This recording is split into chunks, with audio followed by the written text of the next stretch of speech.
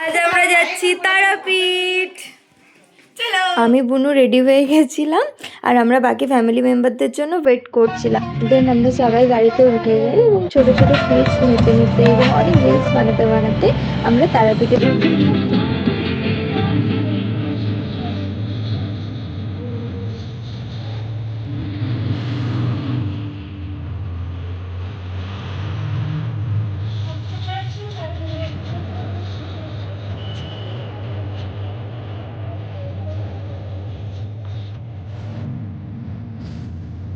আমরা সকাল 10টায় তারাপীঠ পৌঁছে যাই, কিন্তু সেই দিন শনিবার থাকায় রাস্তায় এবং তারাপীঠে পৌঁছে প্রচুর জ্যাম। তারাপীঠে ঢুকেও এত ভিড় ছিল যে আপনারা কল্পনা করতে পারবেন না। তারাপীঠের মন্দিরে ঢুকতেই সামনেই আপনারা দেখতে পাবেন যজ্ঞি হয়, প্রচুর যজ্ঞি হয় ওখানে মায়ের মন্দিরের সামনেই।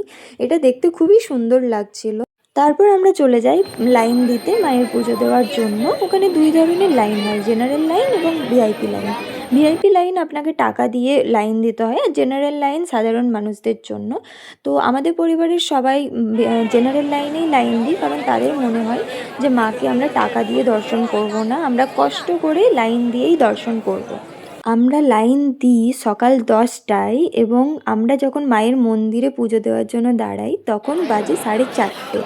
তাই আপনারা যদি আসেন অবশ্যই একদিন হাতে সময় নিয়ে আসবেন।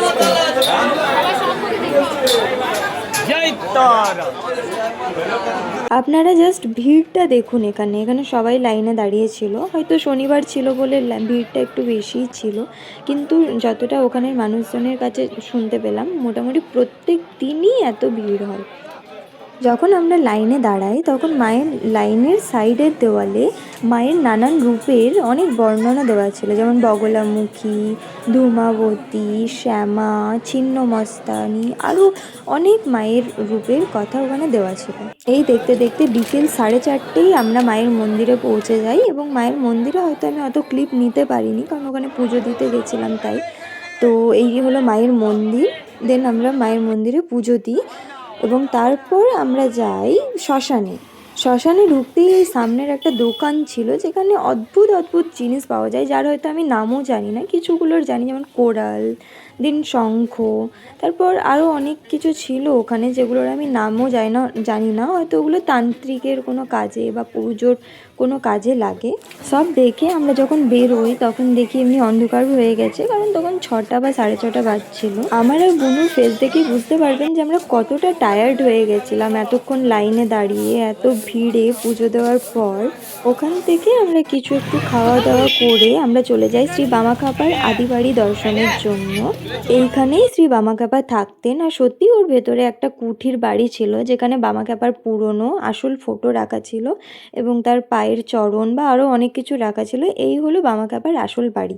আমার এই তারাপীঠের ভ্লগ আপনাদের কেমন লাগলো নিশ্চয়ই জানাবেন এবং লাইক, কমেন্ট অ্যান্ড শেয়ার করতে ভুলবেন না। যদি আমার ভিডিও ভালো লাগে তো নিশ্চয়ই আমার চ্যানেলটাকে সাবস্ক্রাইব করবেন। Thank you.